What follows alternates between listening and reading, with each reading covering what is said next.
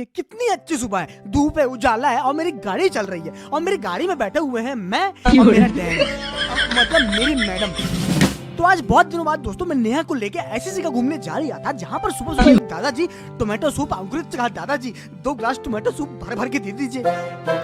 1 glass tomato soup मैंने अपनी धर्म पत्नी को दिया और 1 ग्लास भर के सूप मैंने राजा साहब को दिया। और ये रहे राजा साहब, वाह क्या खत्म कर दिया। लेकिन हमारी धर्म पत्नी सूप पी नहीं पा रही थी। सूप पीते हुए उनका चेहरा देख के ऐसा लग रहा था उनका सूप तभी खत्म होगा जब मैं उनको मोमोज दूंगा इसमें डुबो के खाने के लिए।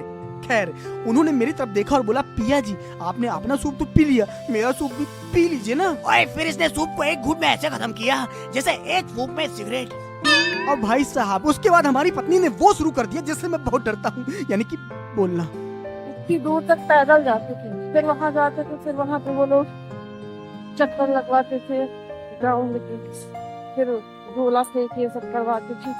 बस मेरे से क्या नहीं हो पाता था, हो जाता था। आप लोगों ने यहाँ पे गौर किया ना कि बीवी कभी अपनी कमी नहीं मानती, अगर गलती से उसने अपनी कमी मान भी तो तुरंत सुधार लेती है। फिर से देखिए, बस मेरे से क्या नहीं हो पाता था, हो जाता था। दिखा आप लोगों ने, बस मेरे से वो नहीं हो पाता था जो हो जाता था। क्या बात है। इसके बाद हम लोग गए वहीं पास में बने पार्क में। वहाँ पर पहुँचते नेहा ने मुझसे बोला, अब मैं इसमें लटकूं? मैंने बोला हाँ लटको लुढ़को जो करना है।